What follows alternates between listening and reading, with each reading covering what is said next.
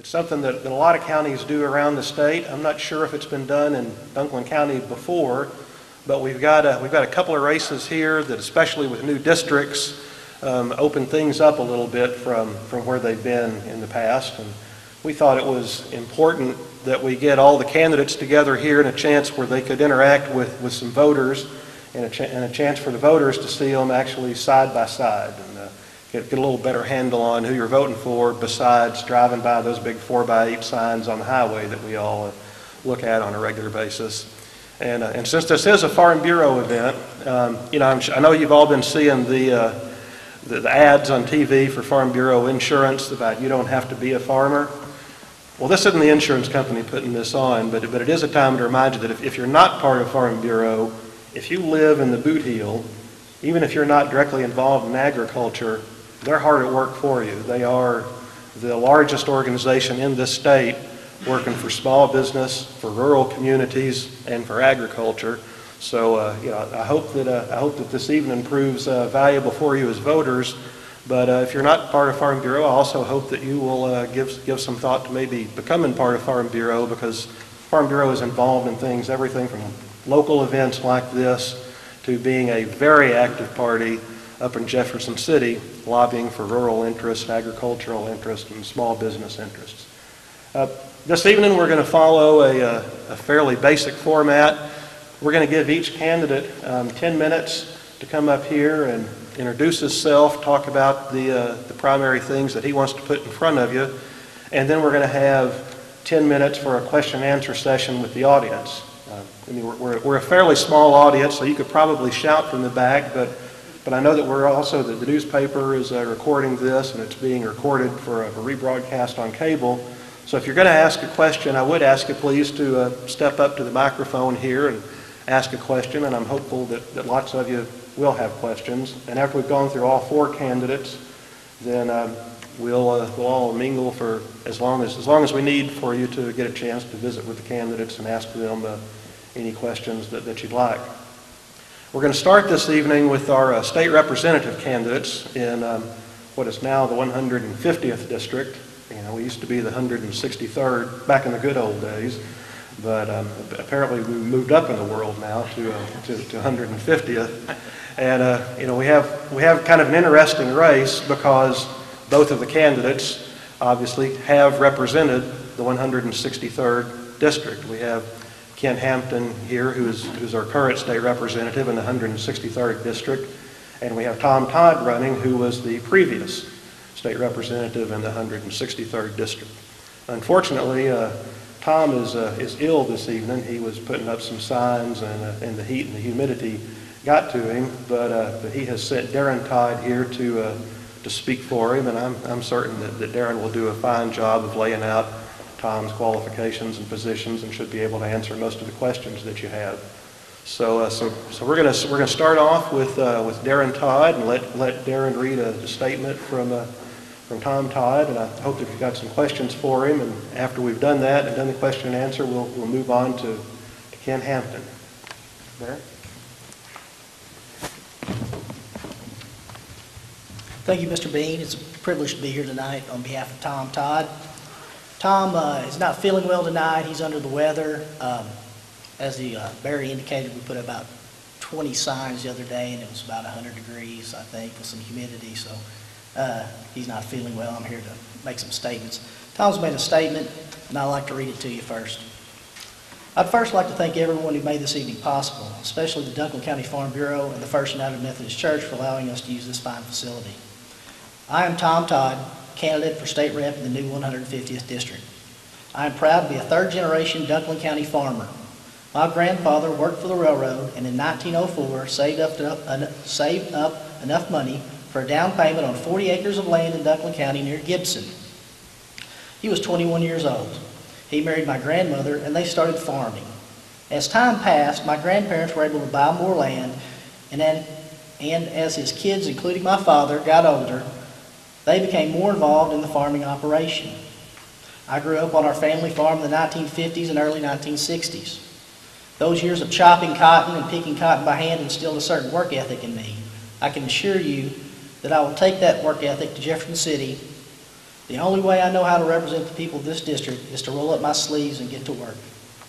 After graduating from high school in 1965, I had the opportunity to attend the University of Missouri in Columbia, graduating with a degree in agriculture.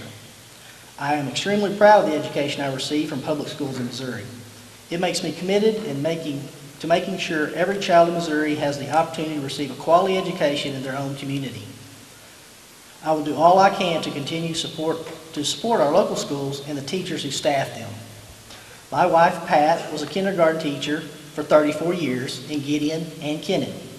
It is her commitment and that of so many other teachers that ensure our future generations are prepared for life. In 1970, after graduating college, I was drafted into the Army.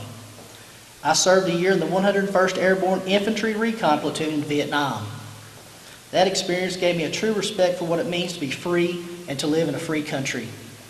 I never took for granted the sacrifice that others have made to preserve our freedom. I want to make sure that the young men and women who have served in the recent wars are given every opportunity that the state of Missouri can give them. When I got out of the Army, my dad, my brother, 3 uncles, and cousins were all farming. There just wasn't enough work to go around at that time on the family farm. I applied for and got a job with Gideon Anderson Land Company as assistant farm manager and assistant gin manager. Working for Gideon Anderson for 9 years was a very rewarding experience, teaching me how to take care of several thousand acres of land for the company, their families, and absentee landlords.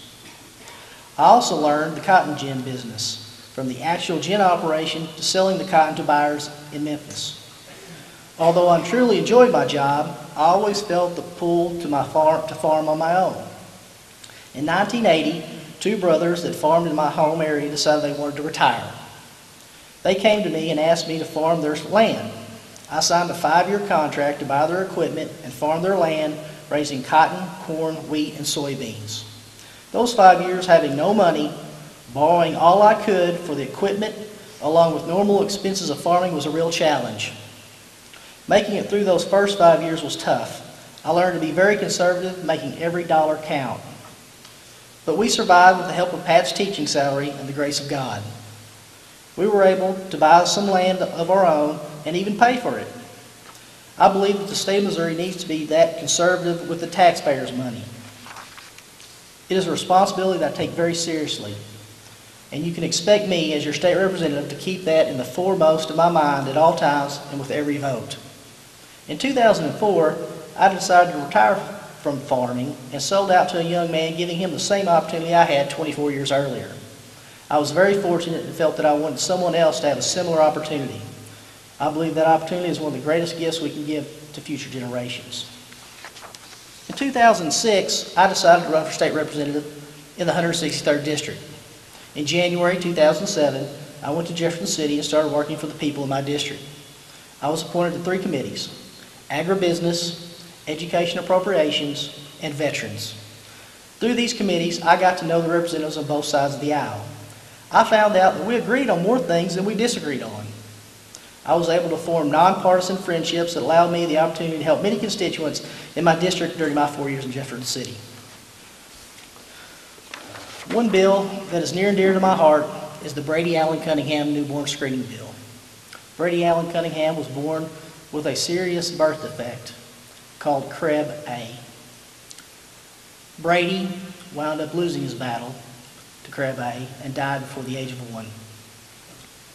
If, at the time of his birth, this bill would have been in place, a simple blood test would have detected the disease that cost him his life.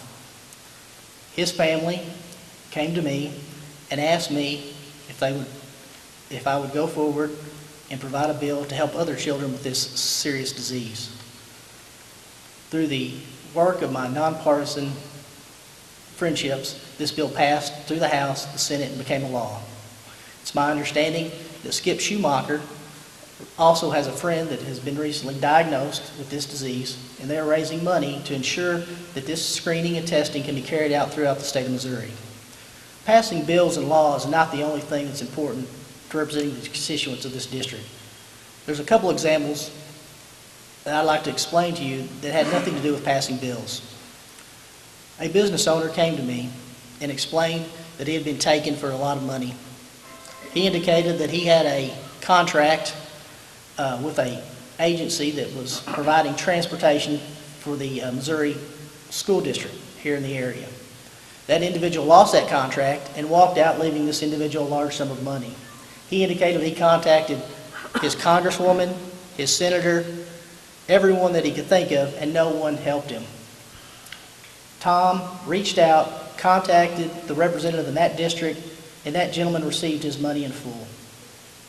In addition, during the ice storm of 2009, or thereabouts, Tom was able to contact Amber and UE, who indicated that despite the fact that their power had been turned off because they're having a new provider, he was able to convince them to switch over and save the city of approximately $400,000 so that way they could have power turned on to the citizens during the ice storm. These are just a few of the stories that don't go to being a state rep by introducing bills and doing committee work. These are the kind of individuals' stories that show that a state representative needs to listen to their constituents, understand that through nonpartisan cooperation and concern for everyone, that we can become a better state, area, county, and district. Thank you very much.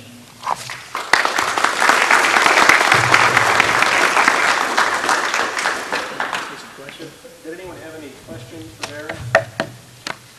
I'd be happy to answer anything anyone has. About what? Thank you. Thank you, Barry. Yes?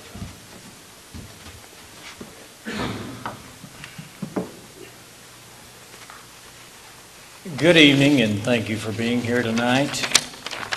Especially want to thank First Methodist Church for opening their facility here to us, to Dunklin County Farm Bureau for sponsoring this forum itself. And I might go a little bit further, and I think I speak on behalf of any and all candidates itself. Since the areas include different counties itself, I think it would be wonderful if each county would sponsor a forum where more people would have the opportunity to meet their candidate. As we talk about, we know you're not buying a product, but you are interviewing an employee who is going to work for you, the citizens of the state of Missouri. I've been honored to serve as your representative here in the 163rd. This is my second year, first term serving in that capacity itself. It has truly been an honor itself. As alluded to, constituents are the #1 priority for the job itself. These are the people that put you there. You have the opportunity to serve as their voice and as their ambassador. As we talk about Southeast Missouri is an area. The Boot Heel is a place. They are not one and the same. There are different needs. There are different areas concerned in that. Part of the job of responsibility of a state representative is to be highly visible and accessible to your constituents. I'm not any different than anyone else. Everyone has a job. There's not one job any more important than the other. If you don't believe that, with the temperatures 100 degrees this past summer, were you more concerned about your doctor or the guy that's going to fix your air conditioner? So we all have the same Creator. So we know our Lord and Savior produced nothing but quality. To give you a little bit about my background itself, I was born and raised and still live in Malden. I graduated from Malden High School, and after graduation itself, I went to Metro Business College, graduated from there, and then I had a blind date with a young lady in Kennett, and little did I know, 43 years later, we'd still be on the same date. That's been my plus. The Lord blessed us with 2 daughters, 5 grandchildren, 3 of them which for the last 10 days we've had the opportunity to be mom and dad. So it has been very, very rewarding itself. When my wife and me first married, I got into the insurance business, trying to start an insurance business from scratch. With a family starting to grow and an income not growing as fast as the family was, there was an opportunity that came into town located just over here on the river. It was entitled Miranda Aluminum. I placed an application. I knew a few folks that previously were working there. They were living in Malden. Had the opportunity to become employed by that outfit. I was in supervision and management there at Miranda for 38 years. What a wonderful employer it has been for our area. Our dollars have turned over 7 times in our communities. A lot of people work there. A lot of people live in our communities right here next door. Small business is always the backbone of our society. Industry is what propels people. Agriculture is the area we live in. It always will be. As we talk about St. Louis and Kansas City, there's only so much concrete and asphalt you can eat. Where it's grown is right down here, right where we live. I have the privilege of being on some committees there in the House.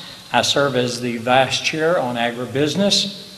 I'm on Rural Development Committee. I serve on Workforce Development and Workplace Safety. I serve on the Appropriations Committee for Administration. That means the governor on down come before our committee presenting a budget. And by the way, you, because it is your office, has been to the governor's office on some needs. You've also been to the lieutenant governor's office on some needs. You've been to the attorney general's office on some needs. The state treasurer's right next to your office there, and we have tried to get some refunds of some things that people were not aware they were entitled to back to you. It's the people's office. It's not my office, it's your office. I tell everybody we've been fortunate enough to have school groups come to the Capitol to visit. We encourage them to come. The young people are the future of tomorrow.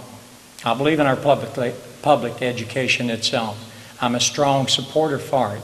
I'm proud that we're starting to take the bars away from our teachers, allowing them the opportunity to teach and meet the needs, not teach to a test, which presently we were doing.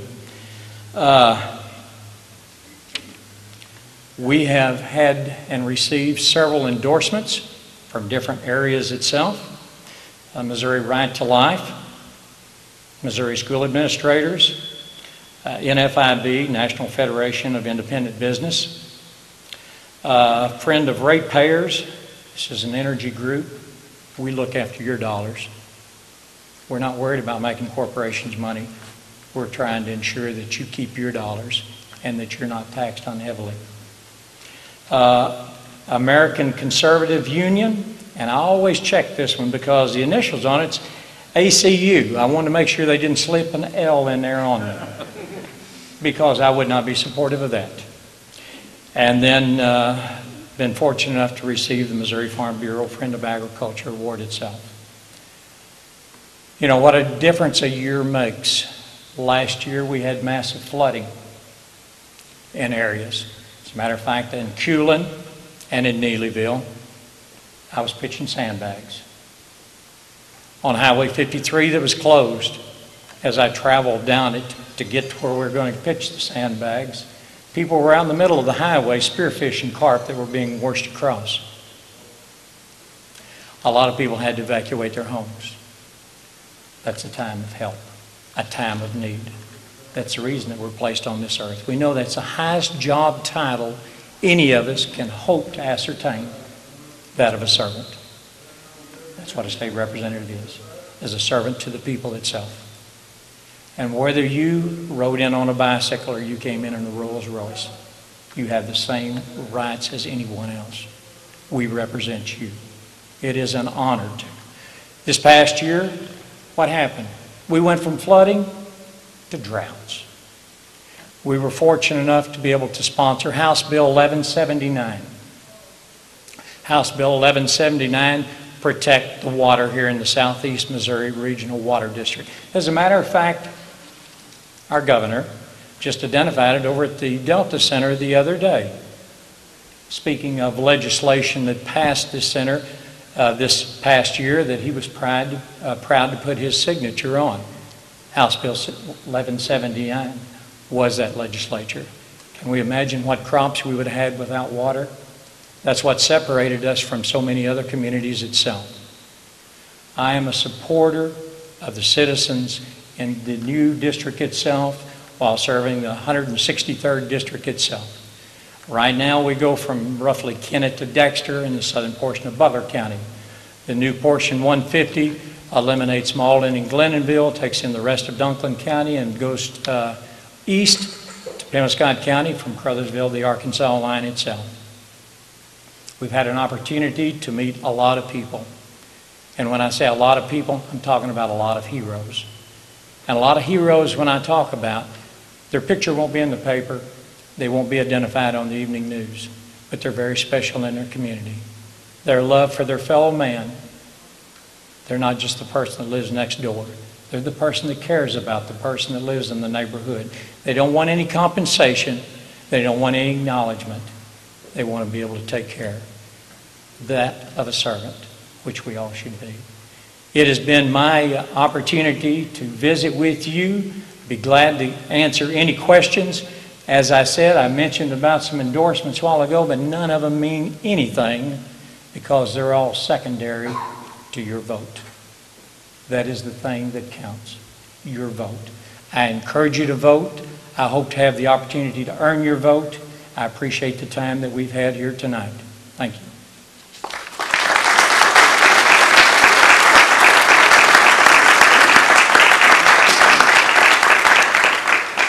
Question, Mike needs Michael, Mike not. What would you decide?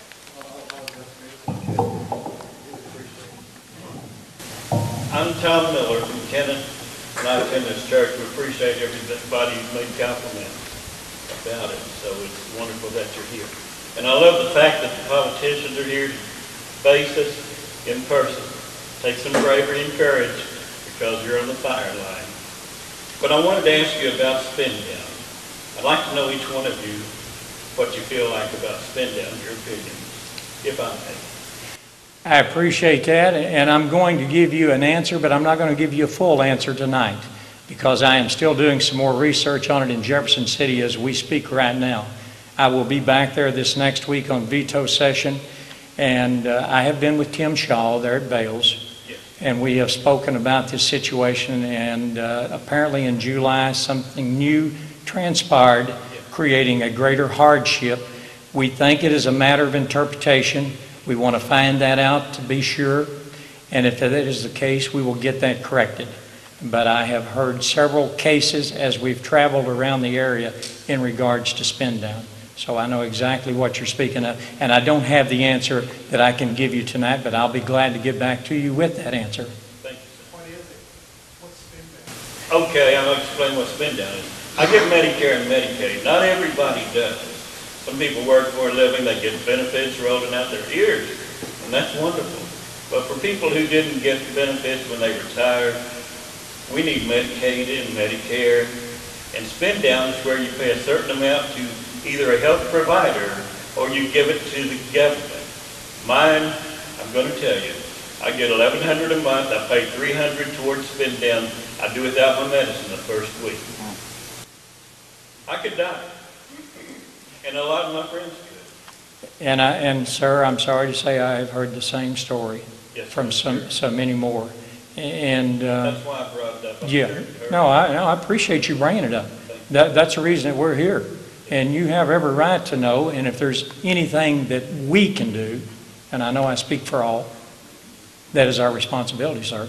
I don't want to see anybody die, but it's very possible that people...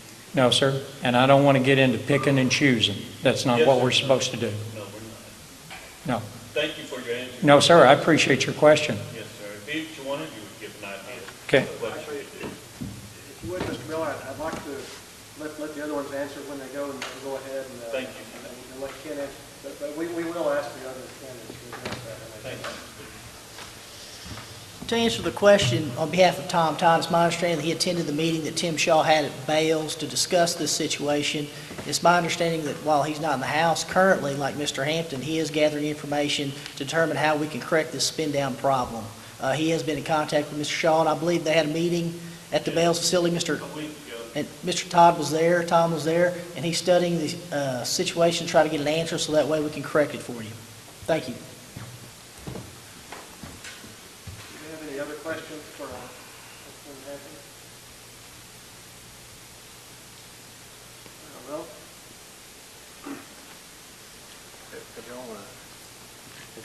Or anything? Go first. Whoa. I think I must weigh more than you can. I thought I was going to run right on out there with you guys there for a moment.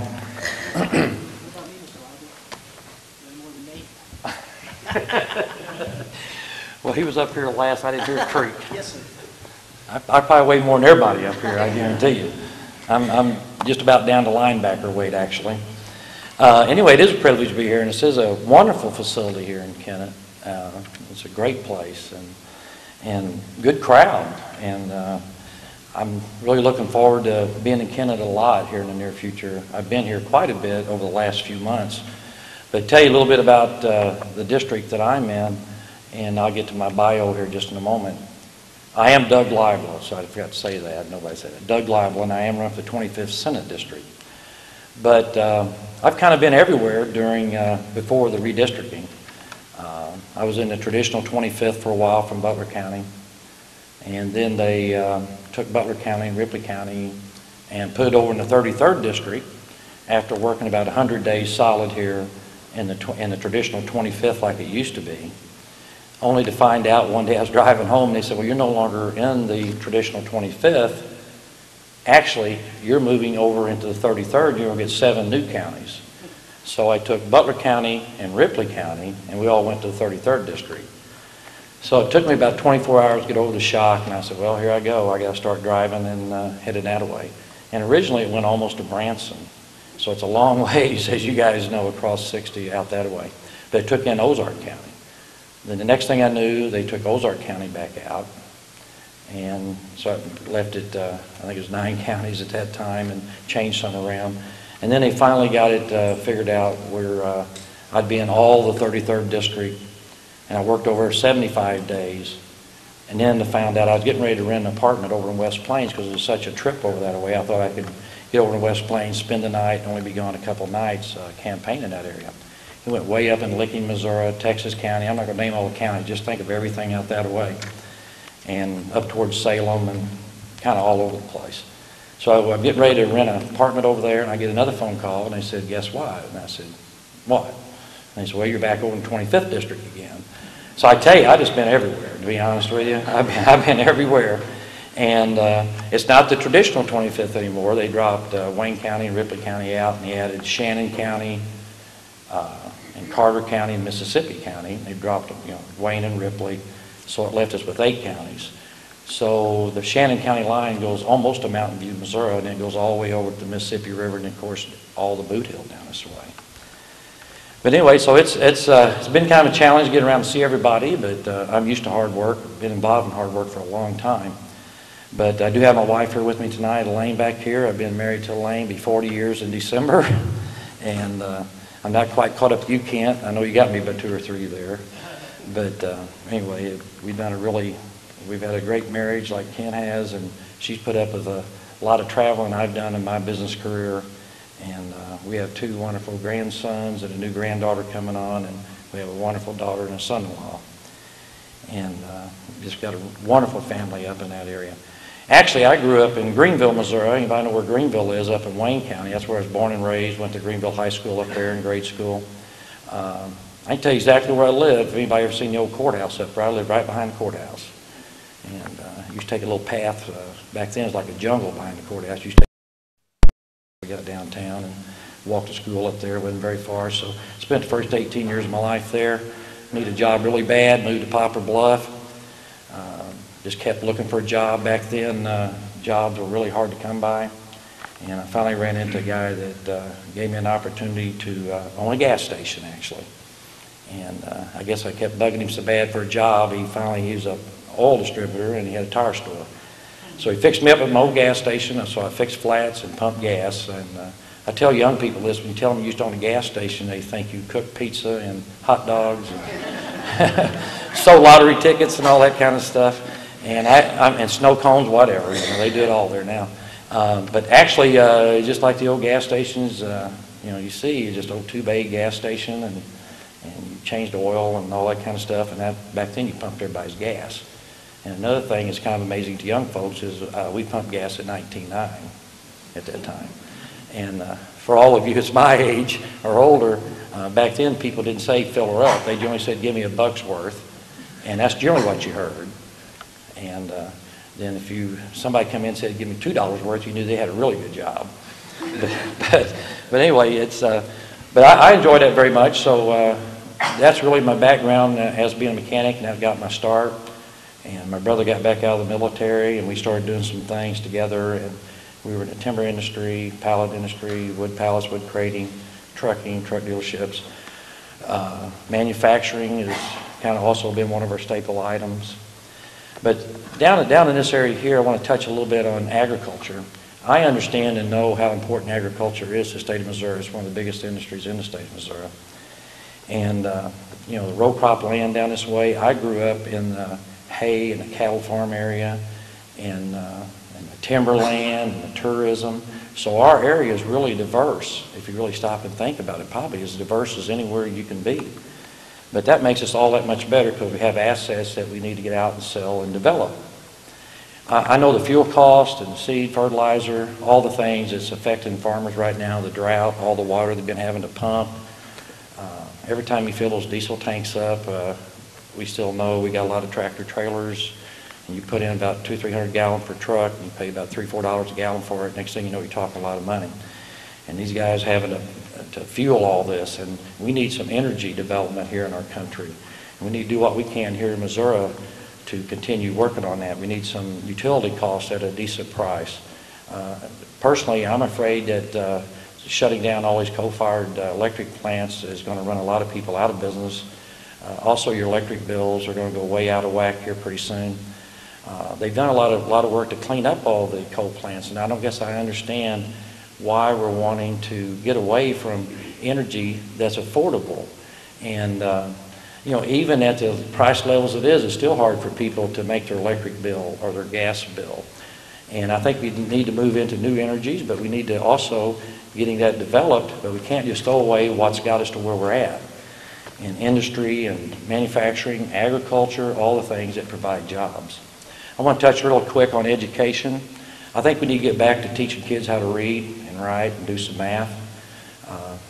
At our businesses we've had, we've noticed a lot of people are even having a hard time coming in filling out job applications sometimes.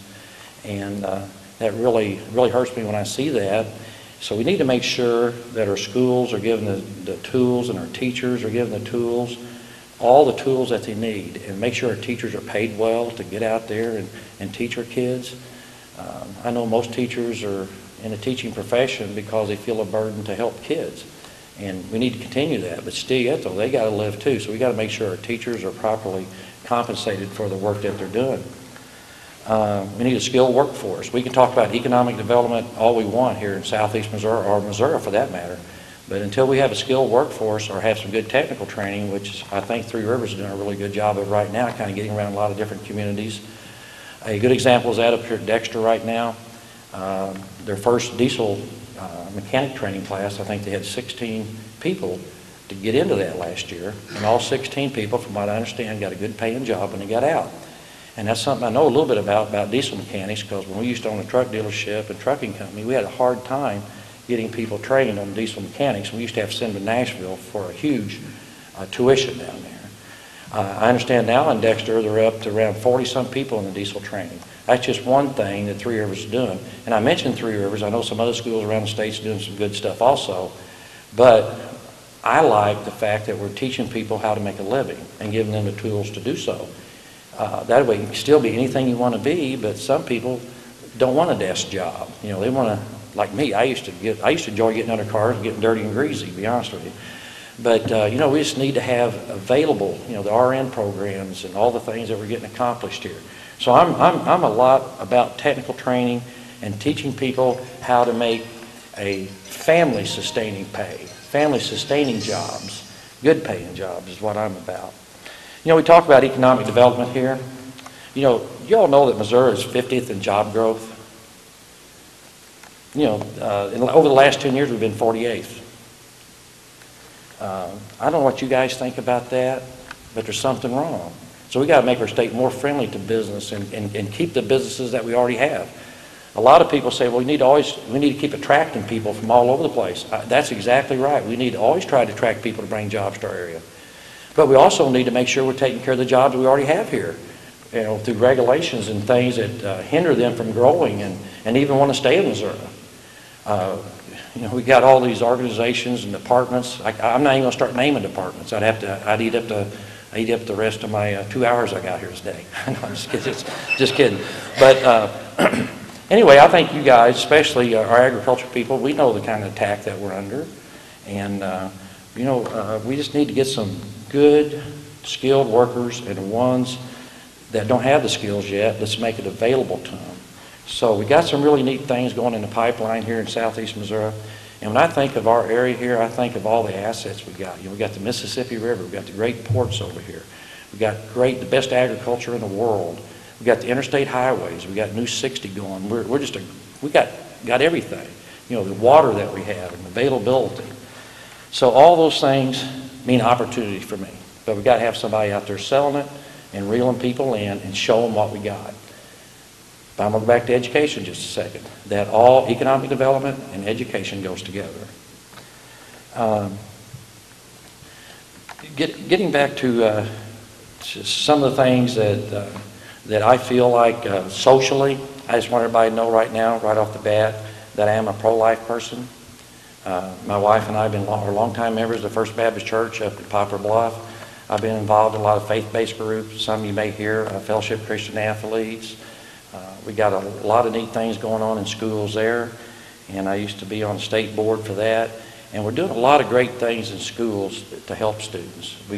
All over the place. I know the FCA has been growing a lot in southeast Missouri. We've up to over 30 schools that's involved in it. And I think that's wonderful how we're doing how we're bringing that together. We still get into schools and have FCA and stuff. A lot of people are under the impression that God's been thrown out of schools. Well, it's not as long as we put him back in. We got to get him back in there. Now, there are certain things that you can do, and FCA has done a really good job of that. We have Field of Faith in different places. The first year that we had it in Poplar Bluff, we had almost 1,000. We had right at 1,000 kids. It's all student-led. The last one we had, like 2 years later, there was over 3,000 kids show up at the football stadium. So all those things help develop our social character, our moral character, our spiritual character, and our economic development. And I think all those things go together. I want to say one other thing. I have been endorsed by the National Federation of Independent Business, and I appreciate that very much. And I do ask for your vote on November the 6th.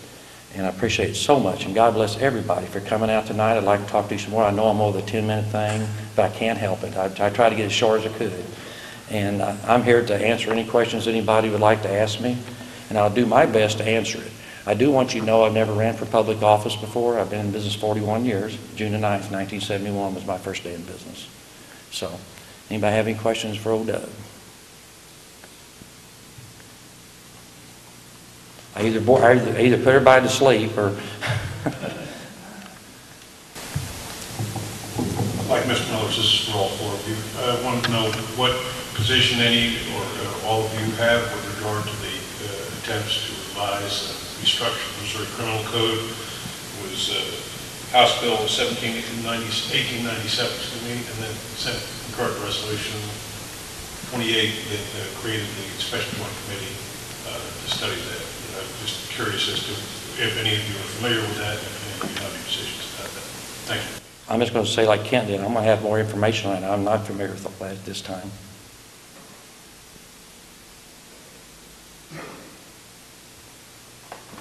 Were there any other questions for Doug?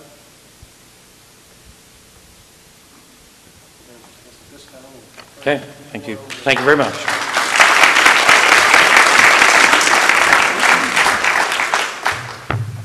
Hello, folks, and appreciate you coming out tonight. Appreciate the facility, and you've heard about the book, Everything I Learned in Kindergarten. And I think mine would be everything I learned on the farm, because I was born in a house on a farm. I grew up on a farm, and farming is so deeply ingrained in me. And the first memory I remember is my dad and our next door neighbor, next farm over, is a little ways over there to it, Barry, but they were out in the field one day picking corn by hand.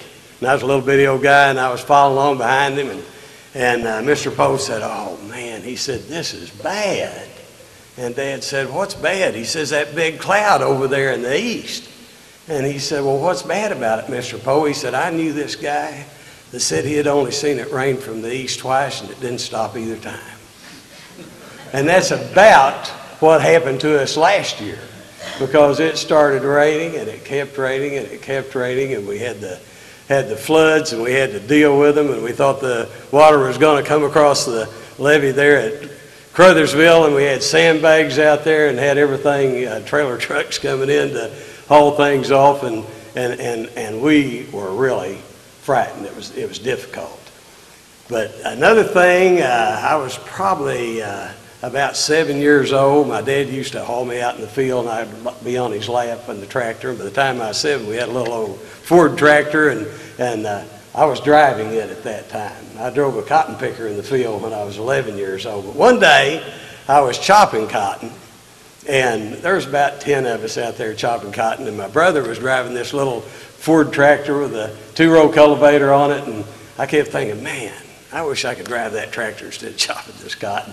And I walked over there to him, and I flagged him down, and I said, "Hey, Bill, how about you chopping, and you let me drive the tractor?" He said, "I believe I'll do that in just a little bit."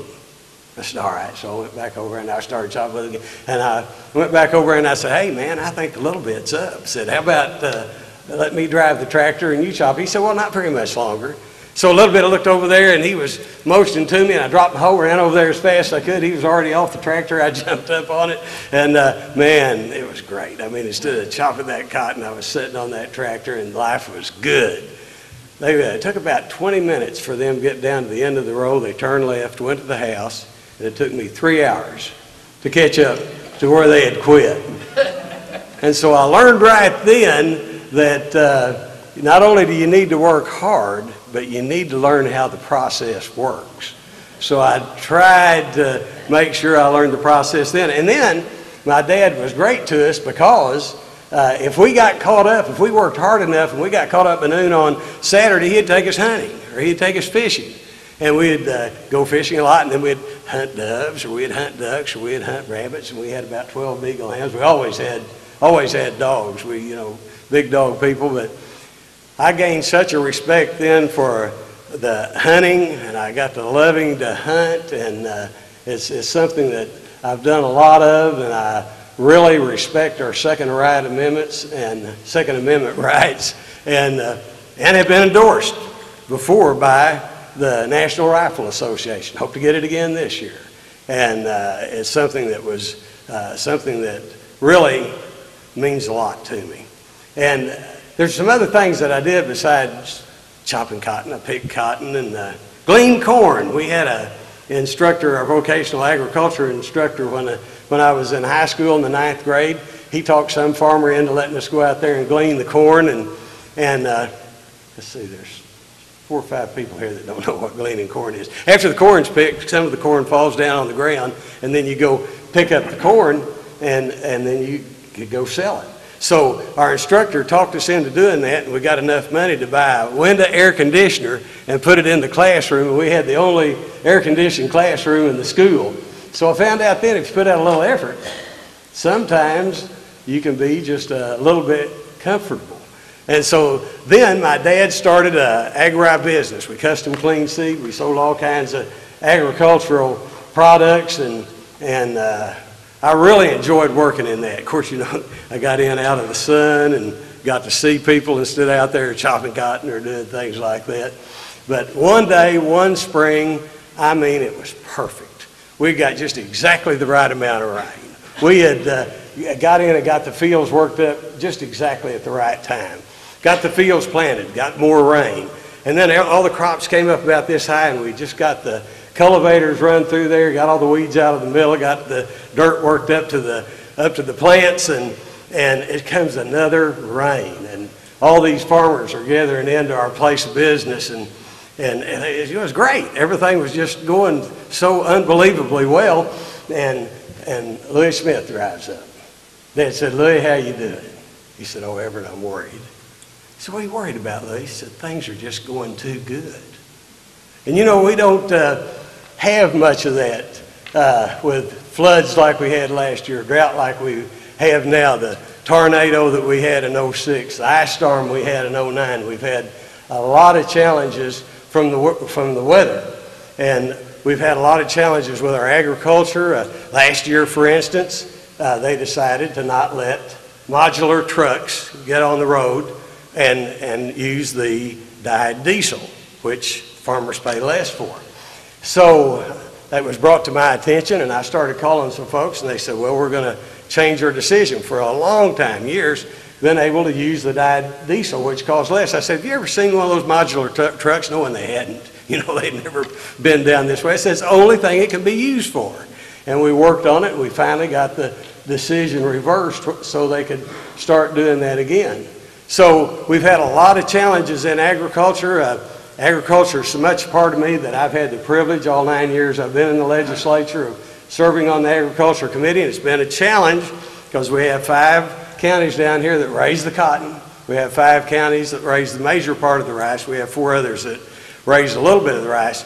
But you know, with 114 counties, not all of them know about what we do down here, and we've done a admirable job, I think, of being able to convince those others to go along with us. The boll weevil eradication program, the yields on cotton just keep going up as the boll weevil got eradicated. We were able to talk them into letting us put nearly $500,000 in the boll weevil eradication program. And then what happened at Bird's Point, just unconscionable. I mean, the Corps made a terrible decision. Everybody was opposed to it. Flooded over 130,000 acres of our prime land. I mean, I wrote letters on it. I went to the Mississippi River Commission a year ago in August and testified on it. And all of our national our congresswoman, the senators came down.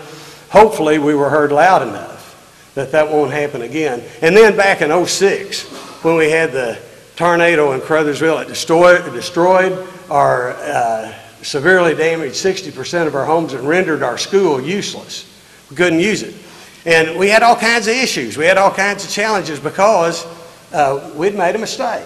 I mean, our school board wanted to save some money, and they didn't buy their insurance from music. And the insurance company was in another state, and you know, they weren't very interested in settling with us, and had many meetings with the Department of Insurance, tried to bring a resolution to it, but they were in another state. It made it difficult. FEMA would not fulfill their obligation. We went all the way through '06, we went all the way through '07, still a school sitting there. Kids going to school in FEMA trailers. We had kids that went out there and started their freshman year and went all the way through school and graduated from high school in FEMA trailers because we couldn't get people to do what they should do. Finally, we started working on the Rebuild Missouri Schools Act and working across party lines, which is what I've done the time I've been there. Senator Mayer, who I saw in here a few moments ago. Senator Mayer sponsored Senate Bill 1170 in 2008. He worked in the Senate. I was working in the House, lining up votes, both sides of the aisle. I mean, in a total bipartisan manner. And we were able to get that bill passed on the last day of the session. It was difficult. It was hard to do. But we got the seed money there to build a school. And it was actually a blessing because FEMA finally decided to do the right thing and do what they should do, and then they came through with the funding that they should have had to help our school.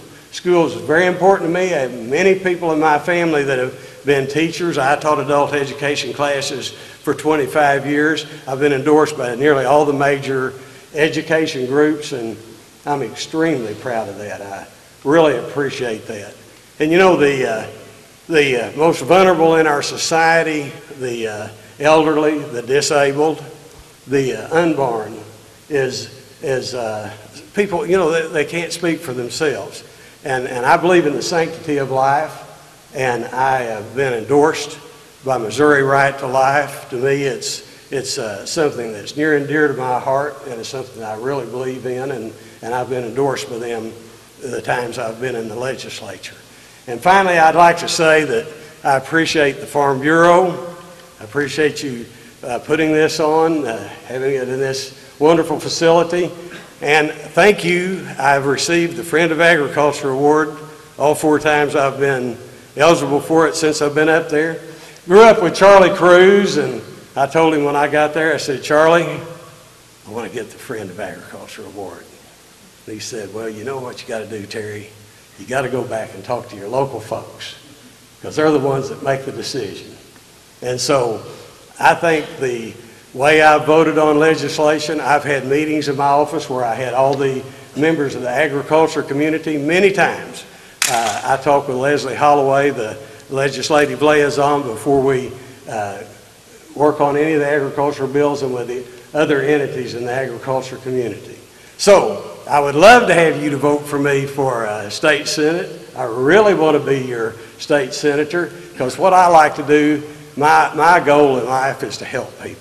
When I practiced optometry all the years I did, I wanted to help people. And that's what I want to do now. Constituent issues are the most important thing to me, and I would love to serve you in the state senate. Thank you. I appreciate it.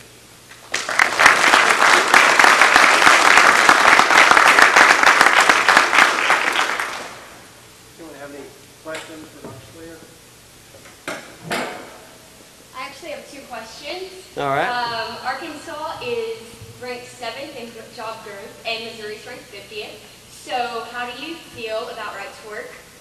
And also, I worked in Scott County at the schools, and they have probably the worst education system in Missouri. So what do you think? I'm sorry, who has the worst? I worked at 2 schools in Scott County. And so the education system, it's not necessarily, I don't know if it's the funding or what, but the students aren't excelling how they should. So how do you plan to help them? I no longer work there, so, but just from an outside perspective, Sure. Still talking to teachers and stuff, how do you plan to help them? Certainly. Thank you for the question. Number one, I will vote for right to work. I've talked to constituents all across the district. It's overwhelmingly that the constituents of the district are for that, and so I will vote the will of the citizens that I would represent if I have the opportunity to return to Jefferson City and serve you in the state senate. The education one is more complicated, and I'm so glad that you're that passionate about it. I'm glad you're that interested in it. We have some wonderful teachers in here. We have Vicki Bean back here that is excellent in what she does. She's excellent in teaching her art class. I could go down the list. We have many teachers that are very excellent. We have tremendous challenges in Scott County that don't exist anywhere else maybe except in the inner city of St. Louis. We have some of those challenges in some of the other counties, but we have challenges there. Some of the children that are in school, they don't get the family support that they should. I had the luxury, the privilege of my wonderful parents were married for 62 years when my dad passed away. And so my dad lived to be 63. My mother lived to be almost 89. I had encouragement from them until I was in my 50s. And some of these children, bless their hearts, they don't have that. They don't have a good family background, and it's just a tremendous challenge. And I like the way Vicki Bean teaches. And I like the way J.J. Bullington runs the school system in Crothersville. I like the way Jeff Tucker runs the school system in Hayti. I like the way Chris Wilson runs the school system here. I think those teachers are doing the best they can with what they have, and we know that all of us want to improve on anything, any way that we can improve on anything, we want to do it. But I tell you what, I remember Miss Edna Brannick so well. My 5th grade teacher's name, I went to a 2-room school. His name was Efmer Erisman. And Efmer and I decided to disagree. And we didn't get along very well, and it's probably the worst year of my life. And so Miss Brannick, when she came to the 7th grade in our 2-room school, she made it a mission to instill in me that I could be something. I mean, Efmer didn't do that. You know, Efmer wasn't really trying to motivate me. But Miss Brannick, and I had her in the 6th grade and the 7th grade, she did everything she could to motivate me. And I'll bet you everyone in here has a story just like that. I'll bet you had one teacher that took so much interest in you that it made a difference in your life. It changed your life and made you be successful so you could do the things you were doing. Some of these children, unfortunately, don't have that. We have in Pemiscot County, we have the worst morbidity, mortality, teen pregnancies. We have a lot of challenges, and I think that's the reason why we have those problems. And I think there's a lot of people that are trying to do the best they can with what they have, and I hope that the situation improves. And you're right, it's not optimal. Thank you for the question. Yes, sir.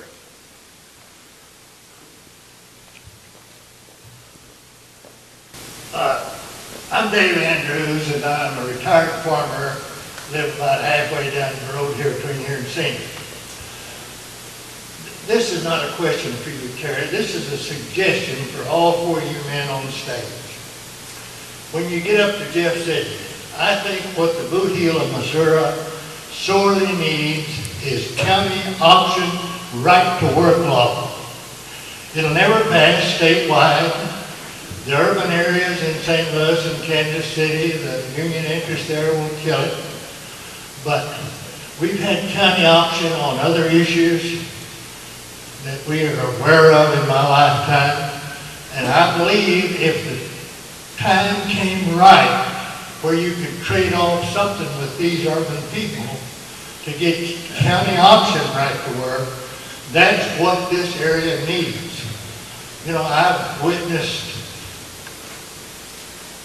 the non-growth here in Kennett most of my life. I've seen Perry Gould grow to 3 times the size of Kennett when it used to be smaller. Dyersburg is now a small city. Cruzville is about like it always was. Kennett's about like it was 30, 40 years ago. We really need the right to work law down here in these counties. If you get to Jeff City, consider legislation to get county option right to work law. Mr. Andrews, you are right on, and there does not seem to be the ability to bring that to a vote in the legislature. Been there 9 years, it's talked about some, but it never gets there. This past year, Senator Crowell said in committee that exactly what you've said, that the only way it's going to work is to have county option, because probably the fact is that it's never going to happen in the big cities, and we know down here that the feeling is completely different about it. And Mr. Andrews, I think you're exactly right. I think that's what you need. You need the county. Thank you, sir. I appreciate it.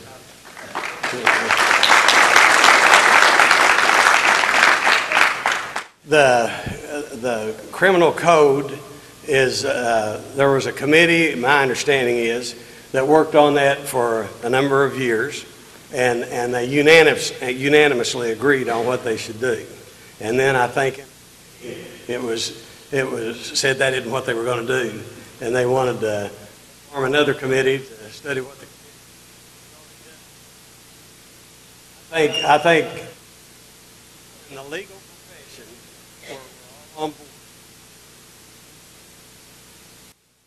It's been a long time since it's been revised, and it should be.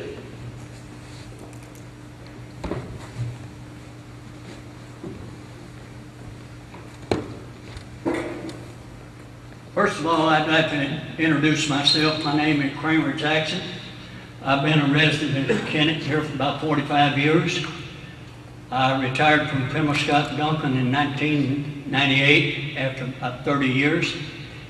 And first of all, I'd like to make a comment, then I'd like to ask a question. As we know, we got a lot of sportsmen in the area. Many men and women, both who like to hunt, fish. But the Democratic Party won't take our guns away from us. Hillary Clinton, Bill Clinton, Chuck Schumer, many of them have got laws passed that would take our guns away from us through the United Nations. I don't like that. And I assume that you Democrats are Democrats because you believe the way the Democratic Party believes. If I'm right, tell me. I mean, if I'm wrong, tell me. But anyway, You want me to answer that, Mr. Jackson? pardon? You want me to answer that? Yeah, sure. Go ahead. On behalf of Tom Todd, I'll tell you that, as I indicated, he fought in Vietnam so that we'd have liberties to Yeah, come I back was in the here. military myself. And he indicates that he is 100% in favor of the Second Amendment right to bear arms. He does That's not want to take great. any arms. That's great. In regards to the federal question, he doesn't feel that that's appropriate. The federal system is broken. We all know it's broken. That's why there's Yeah. 9% approval of Congress. Tom feels that we should have the right to keep and bear arms, which is guaranteed to us by the Constitution of the United States. Absolutely. Simply because some people in the platform feel that that's appropriate things, that does not mean he believes everything is appropriate in the platform. Just like some Republicans don't believe everything's in the Republican platform. But Tom is 100% in favor of the Second Amendment right to keep and bear arms. He will never vote for any legislation that will take your guns away from you. You can take that to the bank. Well, Mr. Jackson, if I may, I'd like to respond to Yeah, that. sure, go ahead. Okay, as I said earlier, I believe in the Second Amendment rights. I've been endorsed by the National Rifle Association before, and just like Mr. Todd said, you know, in Missouri, I think it's more rural, urban than it is party. I've had the privilege of being in the legislature a while, and I am a bipartisan person. I work together, I work across lines. Mr. Hampton was talking about the water bill before. I was co-sponsor on Mr. Hampton's bill. I worked over on my side of the aisle, helping get votes for that. We have worked together. We meet every Tuesday morning, and we work on the things that affect us here in Southeast Missouri. And because they have a plank in the party up there, doesn't mean we agree with that. I have the endorsement of the Missouri Right to Life. I've had the endorsement many times by the National Rifle Association. I've had the privilege of serving on the Veterans Committee. Two of the best pieces of legislation that we've passed since I've been up there, we passed this year. I was right here in Kennett a little over a year ago when the 1137th was deployed. I was here a week ago Sunday when the 1132nd came home, and Governor Nixon has said when he goes to Afghanistan, when he goes to Iraq, he'll ask the soldiers, what's your greatest fear? He thinks they're going to say getting shot. He thinks they're going to say stepping on an IUD. They say, I'm afraid I'm not going to get a job when I get home. And we passed legislation this year, the Show Me Heroes, that helps them transition back into civilian life, matching 50-50 with employers that will hire them. There's over 2,000 employers that are doing that now. But I'm a member of NRA, a lifetime member, and we are not, there ain't anybody up here on this stage right here that would ever vote to take anybody's guns away from them. Legislation for NRA, that they have a very strong lobby, and I would say that is not going to happen. I'd like to follow up. And Mr. Jackson, appreciate the question. I think if anyone is entitled to a lifetime membership to Weight Watchers, it should be government. It has made extra notches to accommodate the size that it's grown. And if anyone thinks that federal government does not have a bearing on state government, you're sadly mistaken. Federal government will pass mandates that push down to state government to fund certain things. Folks, as we know it right now, things are completely out of sight. Capitalism works. It's proven. It's where we need to get back to. Basics, reading, writing, arithmetic. It worked then. It works today. Let's let capitalism, let's let small business regulate and monitor themselves. The role of government is not to be an expert in any and all fields. Most of the time you find there are little to no experts in any field. The way you learn is by listening.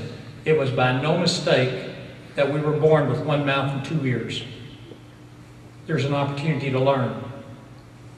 When you speak, you bypass that opportunity. So I appreciate that. I see government going in many areas that it does not need to go.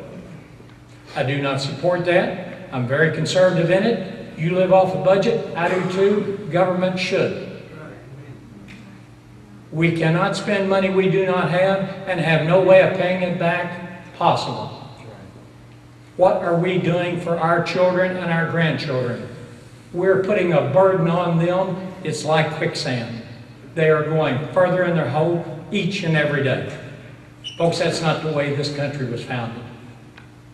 It's Christian principles that founded this country. We will only survive when we become one nation under God.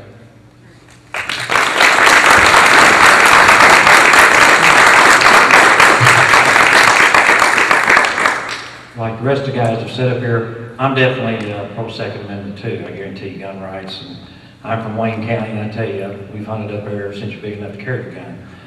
But at any rate, going back to Mr. Andrews, what he said about right to work, I'm here to tell you that our state right here lost more jobs last year than all the states surrounding us right now. So there's lots of issues out there. And I also want to point out that if you have a business here in the state of Missouri, you're also the easiest to be sued. We got this occupational disease stuff going on. We got workers' compensation problems going on for businesses, and we're just barely trying to keep our head above water. And I do also want to say that my brother and I and all of our employees, we did build our company.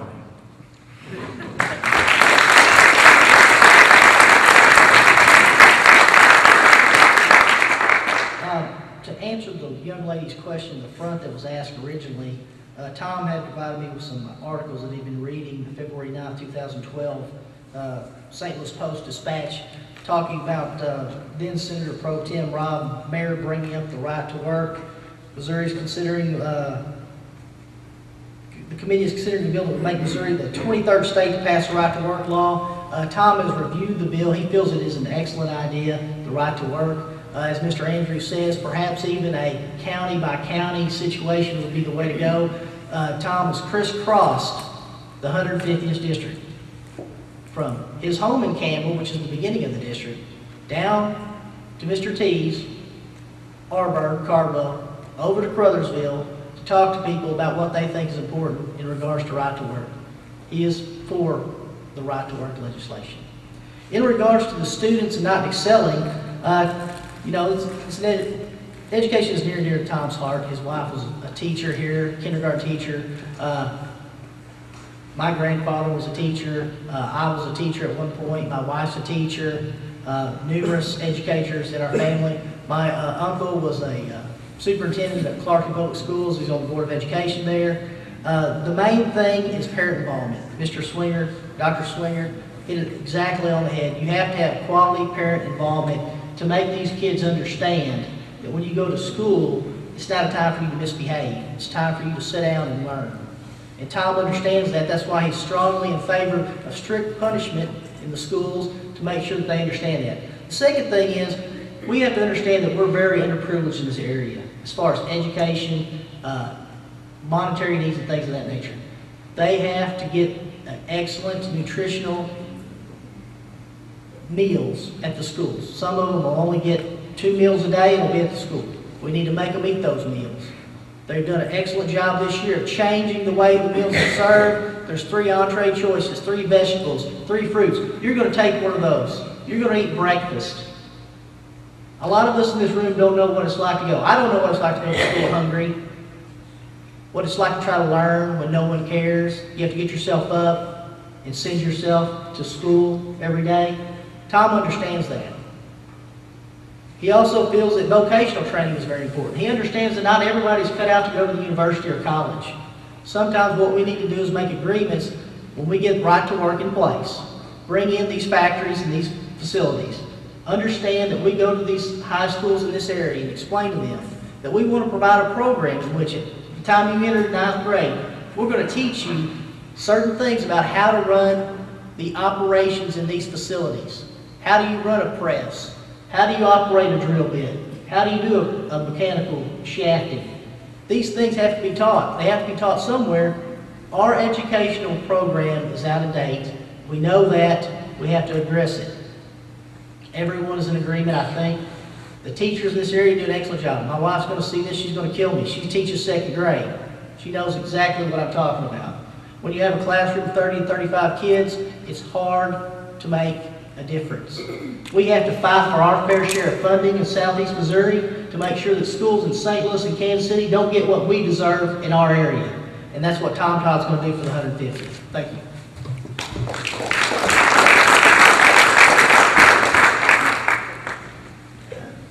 My name's Sean Drone. This question's for all the board members.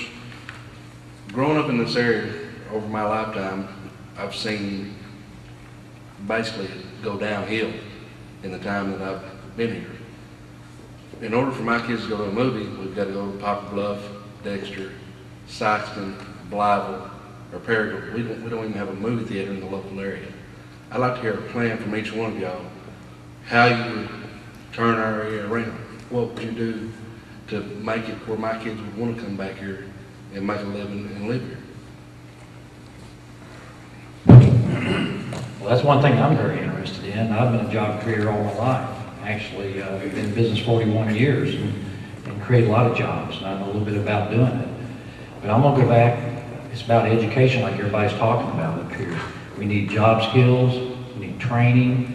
It's going to take a while to get back to that. It took us a while to get in trouble. My dad always says it takes a while to get out of trouble. But I think we can do it. I already mentioned earlier in my comments about the great resources we have here in the Boot Hill in southeast Missouri. Infrastructure, water, Mississippi River, barges, ports. We need to get out and sell our cause. But we've already talked about a lot of things that creates a good environment for people to be in business here. There's a lot of competition for jobs right now in the industry. We all know what's happened in China. You're looking at a guy that saved a bunch of jobs against China. Our company actually had to file lawsuits against China, United Arab Emirates, to save our jobs. It took us several years and a lot of money. And I tell you, it's tough out there. Our competition ended up being everybody from overseas. We went from having around 10 domestic competitors in products that we manufacture to almost zero in the last 10 years. Obviously, we'd rather have domestic competitors because they have to pay benefits and pay people a good wage, and they have to operate in the operation areas that we got to do, the regulations and all that. But it's really tough. But I think it can be done. And I tell you, I hate it when our kids have to go to Chicago or St. Louis and move away.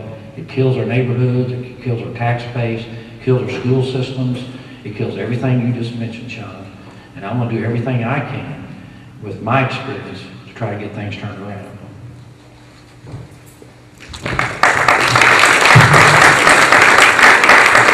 How you doing, Sean? Good. Appreciate you being here. Appreciate all of you being here. Appreciate that you're interested. We have abysmal voter turnout. We had 26% of the folks came to the polls in Pemiscot County. I don't know about the others. 23% in the state. You folks are the choir. You folks are the ones that are interested and you want to see things happen. I've been a small businessman, I want to say, all my life because my dad started the seed cleaning business, and we sold the chemicals, we sold the fertilizer, we sold the seeds, and he started that business. He just decided to do it. He took a chance, and he was good to us because not only did we have to do the physical work, he'd let us figure the bills and see how much folks should be charged, and then he'd let us collect and take the money.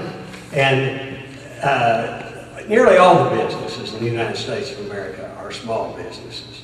And the one thing I want to do is I want to go up to Advance, Missouri, a town of 1,300 people that have 11 new businesses in the last year.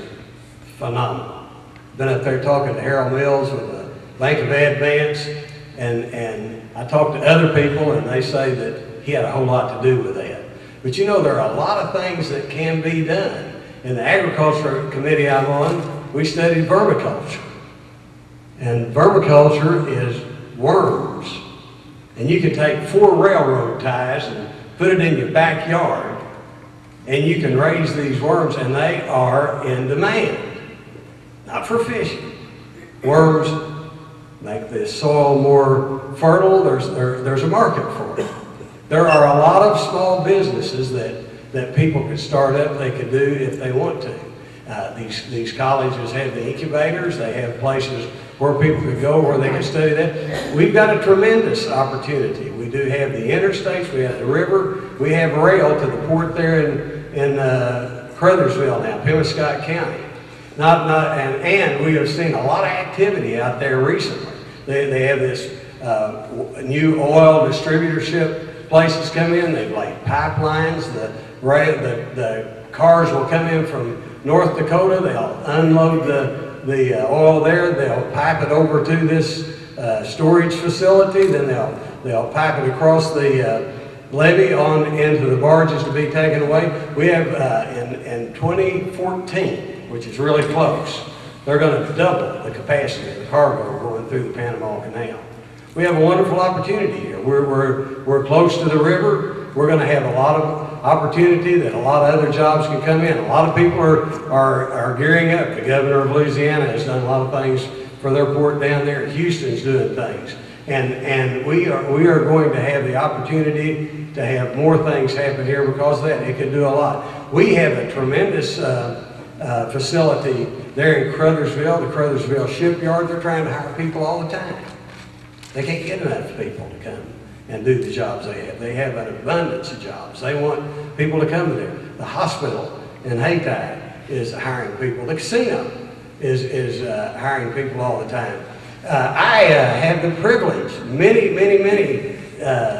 times to call Tyler Wagner right here with your hometown channel. And I'll call in to be on a little bit when I'm not able to go up there and be on live with him. And he's finishing up the news. I've counted as many as 30 jobs that he'll have on there some days. So there are a lot of jobs out there, but we need to do a lot more things to create that. I went over to Springfield, Branson several years ago. They were creating jobs then, and now we have the wonderful thing that's happening at Advance. And I think that's what we need to do, but I think we need to concentrate on small businesses because I think that's our answer.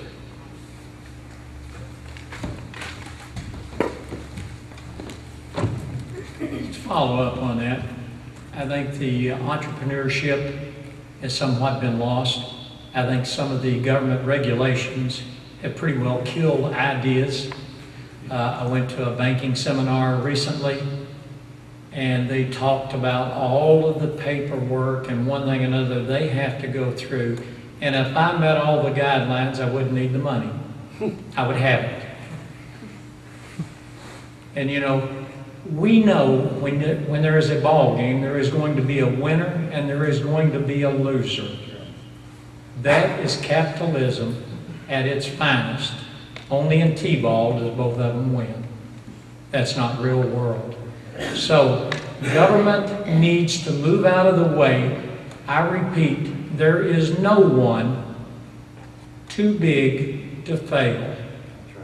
Your house must be in order. You continue to go on frivolous spending with no way of paying back and expect the taxpayers to bail you out is wrong. We need to quit rewarding a behavior, if you're not age, lame, sick, or blind, that you fill positions. There is a behavior that government will take care of all. If the hot water heater goes out, don't call a repairman, call the government. It's their responsibility. That is wrong. That's not what government was founded for. There are opportunities. I think we are sitting on a gold mine here. I think a lot of it's undiscovered. We have the river has been identified. We have the interstate has been identified. We have the rail, which has been identified. We border other states right next to us. Our cost of living is moderate compared to city life itself. Our quality of life is better than city life itself. I think there's all kinds of opportunity. It's a matter of somewhat selling what we have. As they talked about jobs itself, there are some jobs. Right now, some of the employers will tell you they can't find folks to fill the job. Maybe they do not have the training necessary, or they're unwilling to commit to the job itself. But we know what made this country great. We've got to get back to Basics 101. I thank you for your question.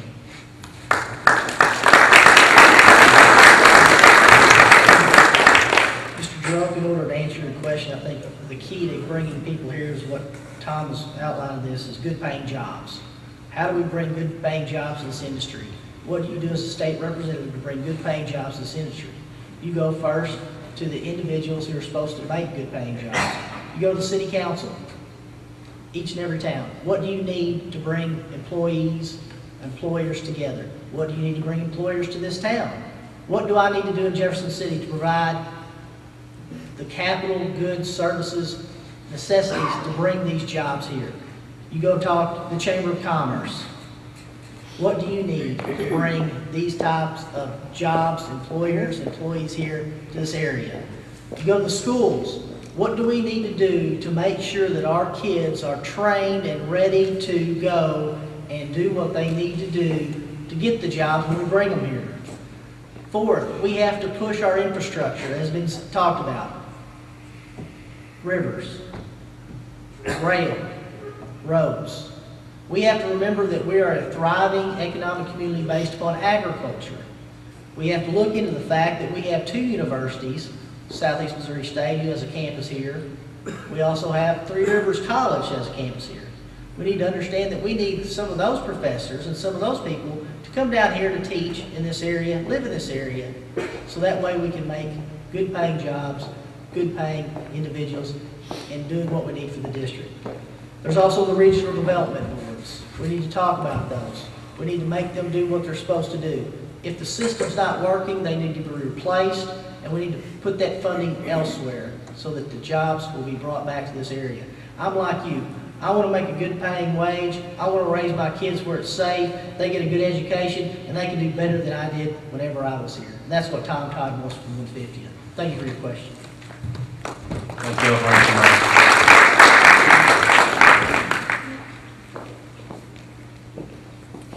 Doug, I'm sure you didn't know I was going to come up here. This is more directed toward Dr. Swanger and Mr. Todd. I had a friend last year that ran for representative in Poplar Bluff. He's a good friend. He's went to church with him, and he asked me for his vote. I said, I can't because you're running on a Democratic ticket. He said, well, why would that make a difference? I said, well, you're going to have to align yourself at times with the Democratic stance if you run as a Democrat. If you don't, you'll be useless up there. You have got to align yourself.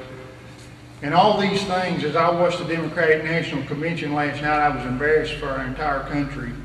As this voice vote, do we put God's name back on the committee, back in the Democratic committee stance?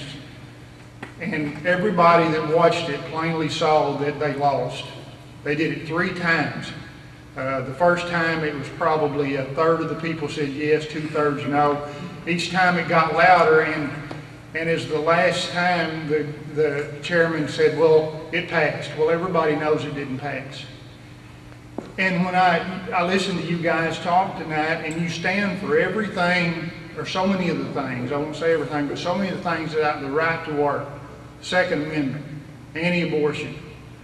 And that's what I don't quite understand, how that you align yourself with the Democratic Party with the stances that you have. And is there a time I do not align myself with the Democratic Party. It's documented that I vote 70% of the time with the Republicans. To me, It's a rural, urban issue. It is not a party issue with me. My goal is to help people, serve my constituents. I'm not prejudiced against you because you're a Republican. I ask you not to be prejudiced against me because I'm a Democrat. It's a label. It's a label. But my goal is to do public service, not be a Republican, not be a Democrat. Do constituent services for these people, help these people. They need help. That's my goal. When I go there, you know, I heard that you might consider your party when you vote, but you better consider your constituents. But if you don't vote your conscience, you let them both down. And it doesn't make me any difference whether I'm one party label or I'm another party label. When someone calls our office and they ask for help, we don't find out what party label they are because we're not prejudiced against someone because they're one party label or not. It doesn't enter our mind. We don't find out whether they're a registered voter or not. Sir, all I want to do in my service is to help people. I am not promoting either one of these parties. Nationally, I have not watched 1 second of those conventions. I refuse to watch 1 second of it because my heart is with the state of Missouri and southeast Missouri, and I want to help those people, and I'm not interested in a party label. I want to be a public servant. I don't want to be a politician.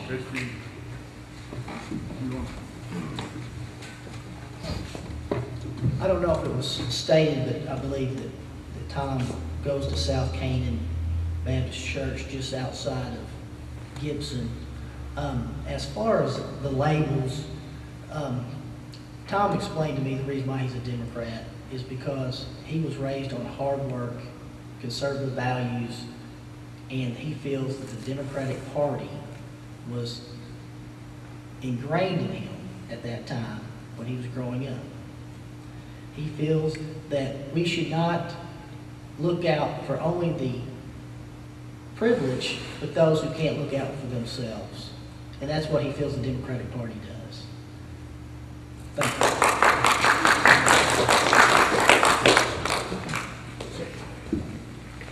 I'm Tammy Gibson, and I have a couple of questions, a couple of issues. We've talked a lot about health care tonight. We've talked a lot about education. We have issues in our district that are different than from the rest of the state. One of those issues is the Hispanic population. The Hispanic population in our county, in Dunklin County where I live, is huge. It's large. And that's a good thing for our farmers that use those workers to help them in their fields, to do their businesses and those kinds of things. There's a little bit of a disadvantage with that, though, in that in your school system, and I sat on a school board for 6 years.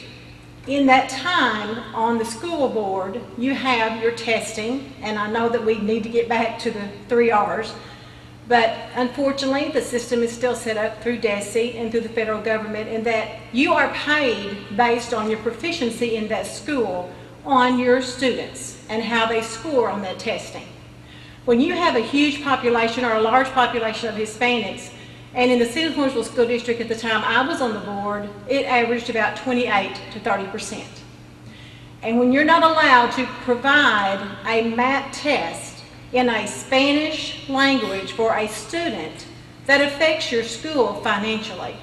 Now, I do believe that English is the first language, but when you're looking at grading a school system and you're basing your federal dollars and state dollars on testing, and you have a large population of that nature, what would each of you do in our area to help us with that, to help our education system?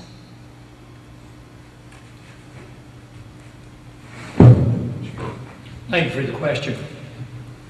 I think that is sort of broke right now. I think, as you identified, schools are penalized if a child stays beyond 12 years.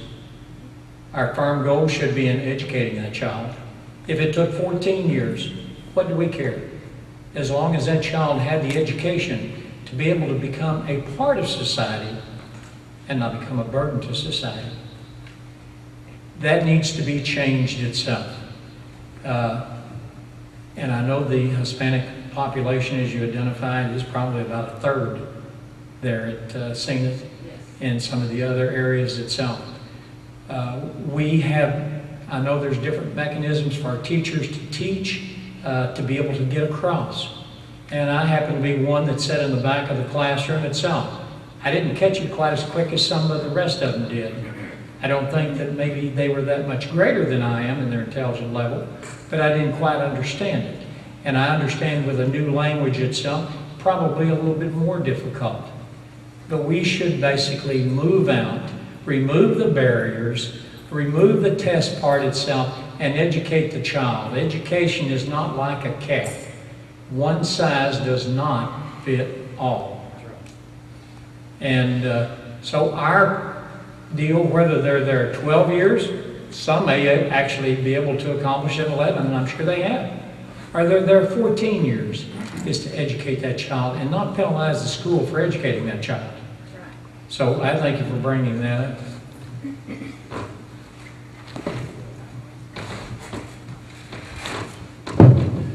I'm not going to take a whole lot of time. I just want to say I agree with most everything Kent said. And that is a huge problem. You know, a lot of schools, you work all year and just try to pass a test or something. No child left behind and all that.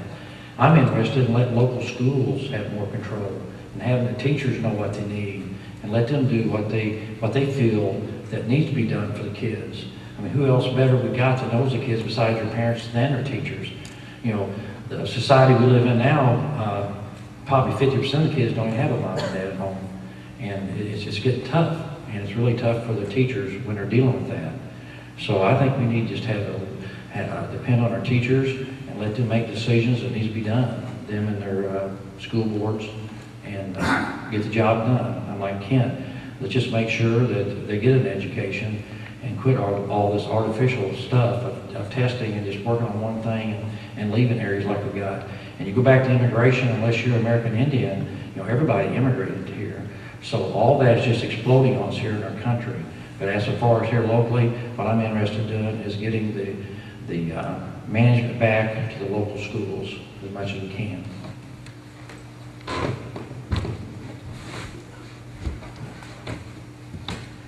I'll be honest, Tom gave me very little information about this subject, but we did briefly talk about some things while his wife was teaching at Kennett, and I don't know if Singapore has this, but my understanding there's English as second language coordinators. That's a requirement in all school systems, yes. And I believe those individuals, if the superintendents could work together in this area and provide services so that we could take these students who are struggling with English and take them and put them together, it would save the school district's money. We could put them together. We could save money by getting one instructor and kind of doing some things to coordinate that. Now, obviously, when my daughter was in preschool, she was in preschool with a young lady who was Chinese, who spoke Chinese. How are you going to deal with those situations? Those are situations that you have to learn to adapt. And again, as they've indicated, a lot of it is local control. The ESL coordinator, the superintendents who meet on a monthly basis need to get together and understand what are we going to do to bring this bottom third up so that way we're not penalized, because these horizontal schools or schools in St. Louis and Kansas City who don't have these problems, they don't realize where we're at. But that's what has to happen here in the 150th. Thank you. Is it Tammy Gibson? Yes, sir. The 9 years I've served on the education committee, we don't have all the answers. And the No Child Left Behind was a mistake. I've practiced optometry for 47 years. They said you've got to have 100% of your children proficient in English and math by 2014. You know, I wish I could guarantee everybody that comes to my office 20/20 vision. But some people have macular degeneration. Some people have glaucoma. Some people have issues with diabetes and a plethora of other anomalies that can keep them from attaining 20/20 vision. We have the same thing with students. We have a problem. What I would love for you to do, because you're on the ground, you're where the rubber meets the road, I would love for you to make a recommendation, because you know what the problem is, you know what needs to be done. We don't have all the answers, and we need to hear from you. And this is something you've thought about a lot, and I wish you would write us, send us something, come talk to us, do whatever, because I would bet money you're the one that has a solution to it, or some of your peers. Thank you. My second question is related to Medicaid. And the gentleman that was up here earlier talking about Medicaid spend down. I work with that every day. I've worked with that for 30-something years as a healthcare provider. In our counties, in these areas, we have a large percentage of Medicaid, not the gentleman that was here because he's totally different, that is abused. Meaning that people are drawing Medicaid state assistance and for disability or whatever reason, and it's being abused. They could be working like everyone else. What is your plan to help us in these counties with that issue?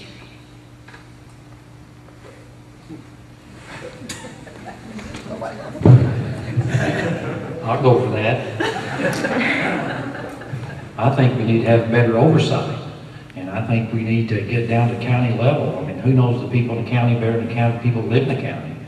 And these people that's able-bodied, when it gets 8 o'clock in the morning, they get up and get to work. That's the problem we got. The folks that really need the help can't get it because we're spending too much money on able-bodied folks. They need to get out and be productive and do some stuff. We have handicapped people, we got kids that can't help themselves sometimes, we got senior citizens, we got the veterans need the help. So we're going to have better oversight of that. And I know it's an easy thing to say, and it's really a hard thing to get accomplished. But there's no better time to start it than real soon.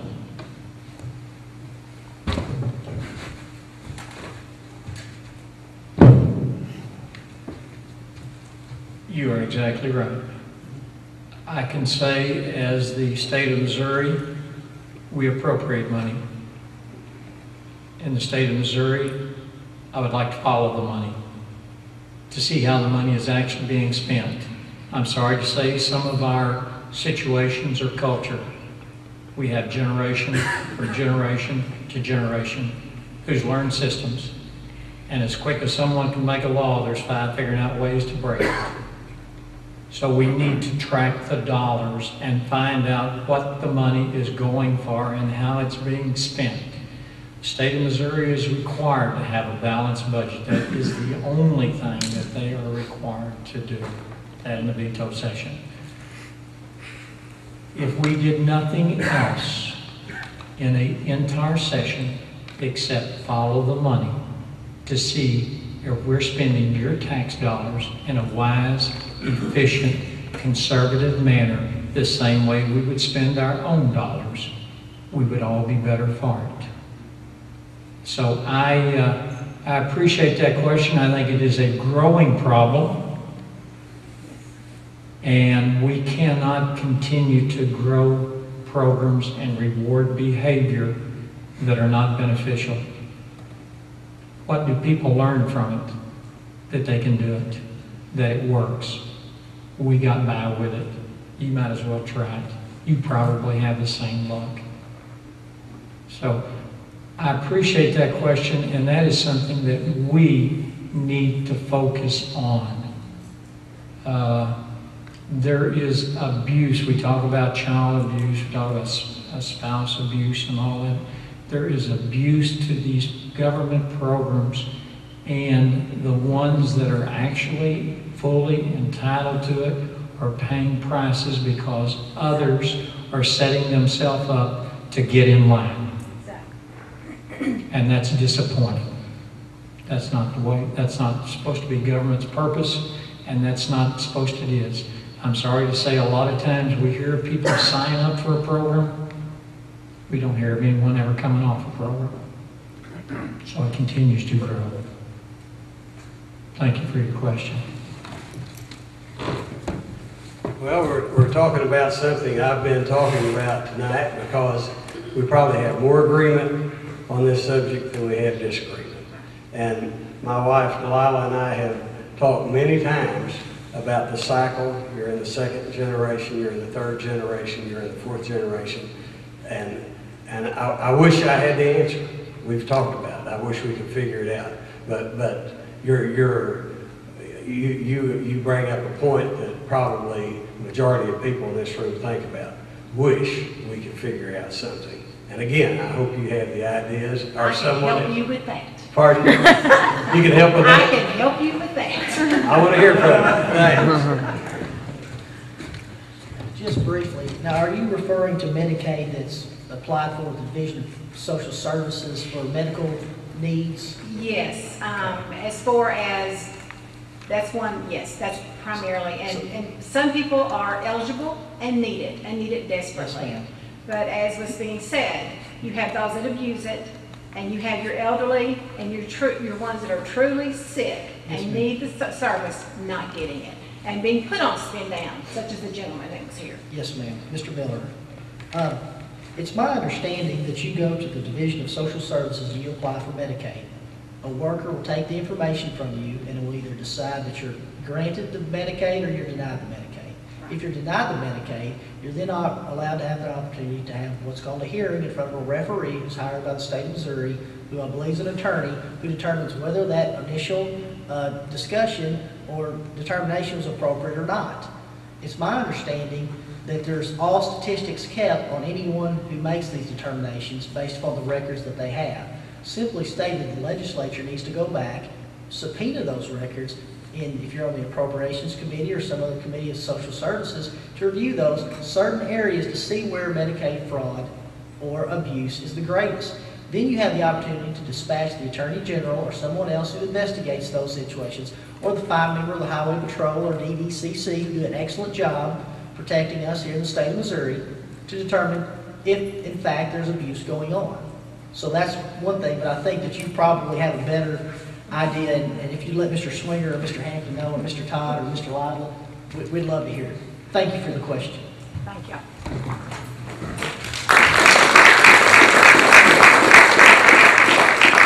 I think we have about enough time for one more question, and then we'll break up and y'all can visit. But I think these metal chairs are liable to create some medical conditions if we don't break up after the next question. Thank you.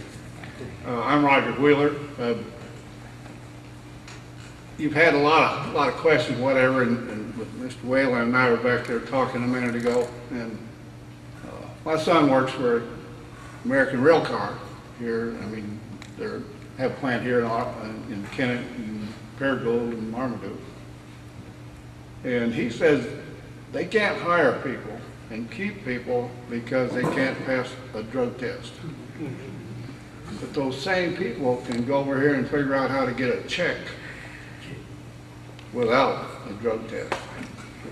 Now, what can you do to help solve that problem with legislation?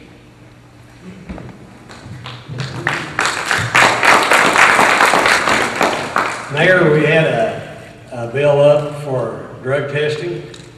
I voted for it, and I will vote for others that come up on that issue. Thank you. Did it pass? Yes. Absolutely. Personally, I think what we need to do is like in the trucking industry and other transportation-related industries, you need to do random drug testing of people. And I'll tell you, that's a big deterrent.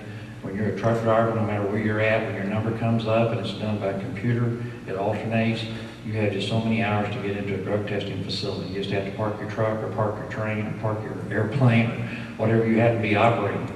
And random drug testing, in my opinion, is about the only way to do it, because you try to drug test everybody, then you create another bureaucracy of stuff, and it just keeps magnifying. But I guarantee you random drug testing will work.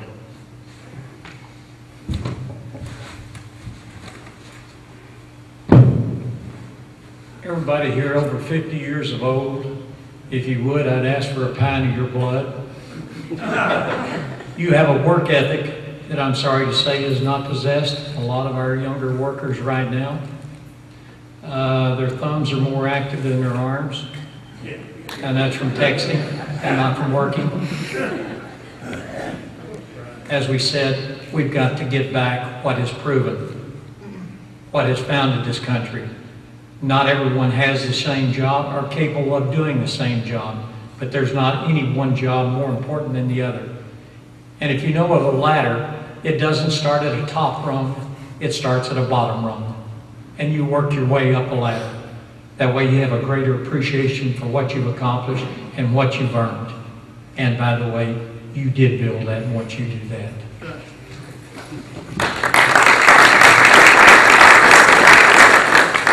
Mr. Wheeler, when you indicate get a check, I'm assuming you talk about SSI or Social Security Disability.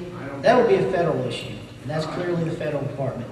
In regard to Medicaid, as Ms. Gibson talked about, there are individuals who do abuse that system that have to be looked at. That's why there has to be oversight by the legislature. Those documents can be subpoenaed, those people can be reviewed, and we can see what's going on.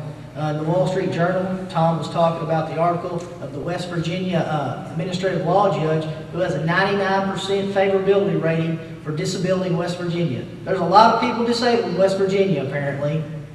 He's under investigation by the Justice Department as we speak to determine if that's fraud. That's what has to happen. There has to be investigations. People have to be made known that if you violate the law, there will be penalties. Again, as far as the drug testing program, Tom's in favor of the drug testing program. He wasn't there in the legislature when it was introduced. It's my understanding, Mr. Swinger indicated that it's passed and it's been implemented. Steps are being taken, more steps need to be taken, and Tom's willing to do that for the 150th to make sure your taxpayer dollars are protected. Thanks.